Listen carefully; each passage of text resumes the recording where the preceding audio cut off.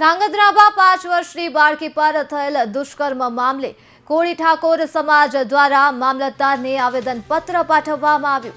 આ ઘટનાને લઈને હળવદના કોળી ઠાકોર તેમજ તમામ સમાજના લોકોએ કેસને ફાસ્ટ ટ્રેક કોર્ટમાં ચલાવી આરોપીને ફાંસીની સજા થાય તેવી માંગ કરી હતી, જેથી આરોપીને કડક સજા કરી સમાજમાં દાખલો બેસે અને જેથી ભવિષ્યમાં આવા પ્રકારના બનાવો બનતા અટકે તથા માસૂમ બાળકોના જીવન ખરાબ થતા અટકી શકે।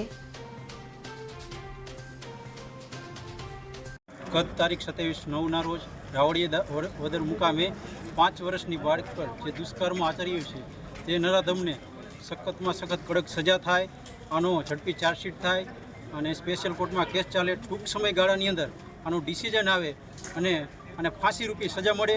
આ સજા આ જોગવાઈમાં કોઈ બાંધછોડ ના રહે અને ટૂંક સમયની અંદર આનો નિર્ણય આવે, ફાંસી આવે એવી દાખલારૂપી સજા કરો। અહીં સર્વ સમાજ આપણે સરકારશ્રીને વિનંતી કરે છે। રાવડિયા ગામનો જે બનાવ બનેલો છે તે બનાવને અનુસાધને આજ હળવદ તાલુકાના સૌ સમાજના લોકોને સાથે રાખી સરકારશ્રી પાસે રજૂઆત કરીએ છીએ કે આવા નરાધમો ફરીવાર આવું કોઈ કૃત્ય ન કરે, એના માટે દાખલારૂપી આરોપીને ફાંસીની સજા થાય અને ઝડપથી ફાસ્ટ ટ્રેક કોર્ટમાં આ કેસ ચાલે અને આરોપીને સખતમાં સખત એવી દાખલારૂપી ફાંસીની સજા થાય એવી સરકાર પાસે અમારે સૌ સમાજની માંગણી।